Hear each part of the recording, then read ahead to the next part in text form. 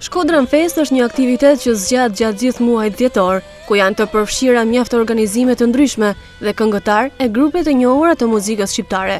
E një ndër ta është edhe këngëtari nga Kosova, Valon Shehu, i cili ka performuar live mbrëmjen e së njëjtës në pedonalen Koli Dromeno, ku edhe Shkodran Fest është e pozicionuar. Për këngëtarin nga Kosova, kjo nuk është hera e parë që vjen për të performuar në qytetin e Shkodrës, por ama ai shprehet mjaft entuziast që ka performuar për ta. Unë ndiva shumë mirë, edhe që ishte ftoftë, përkundrazi nuk e ndiva fare hiç, edhe publiku ishte shumë i mirë.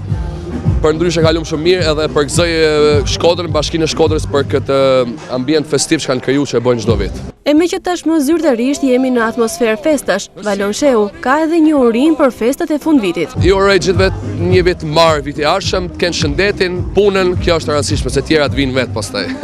Shkodran Fest vjen për të dytin vit radhazi në Shkodër, duke u kthyer tashmë në një traditë të përditshme, një bashkëpunim i Qendrës Rinore Arka dhe Bashkisë Shkodër, ku deri me datën 31 dhjetor do të jenë të ftuar edhe shumë emra të njohur të skenës muzikore shqiptare.